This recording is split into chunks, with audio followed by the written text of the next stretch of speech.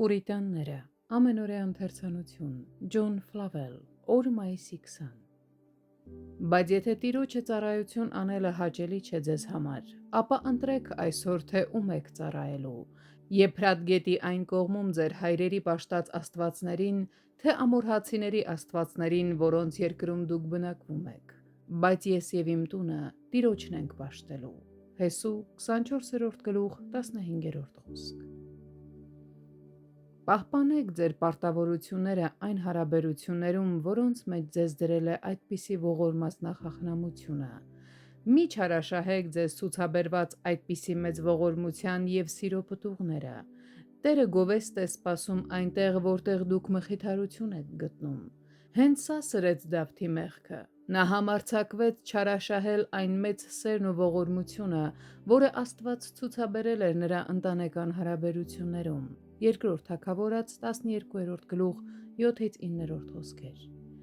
Գործածեք ձեր հարաբերությունները այն նպատակների համար, որոնց համար դրանք նախատեսել է նախախնամությունը։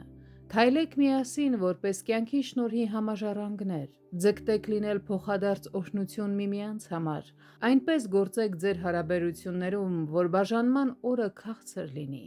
Մահը շուտ է բաժանում ընտանիքը, և այդ ժամանակ շատ անգամ մխիթարություն է բերում կատարված պարտականություններն ու ներված բազթողումները։ Մեր հանդեպ նախախնամության ողորմածության մեկ այլ դրսևորումն այն է, որ ժամանակ առ ժամանակ նա մեզ և մեր ընտանիքներին ապահովում է ամեն ինչով, ինչ մեզ անհրաժեշտ է։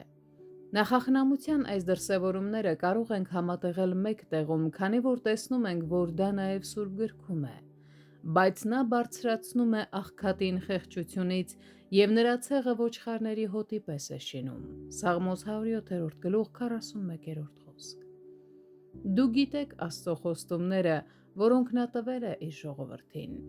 Առյուծի կորյունները կարոտում են և սոված են, բայց Տիրոջը խնդրողները ոչ մի բարիքի պակասություն չունեն։ Սաղմոս 34-րդ գլուխ 10-րդ խոսք։ Միթե չենք տեսել, թե ինչպես են այս խոստումները շարունակ հաստատվում գործնականում։ Միթե չենք կարողանա պատասխանել նույն հարցին նույն կերպ, եթե մեզ էլ այս հարցը տրվեր, ինչ աշակերտներին տրվեց. Երբ որ ուղարկեցի ձեզ առանց քսակի և պարկի և կոշիկների,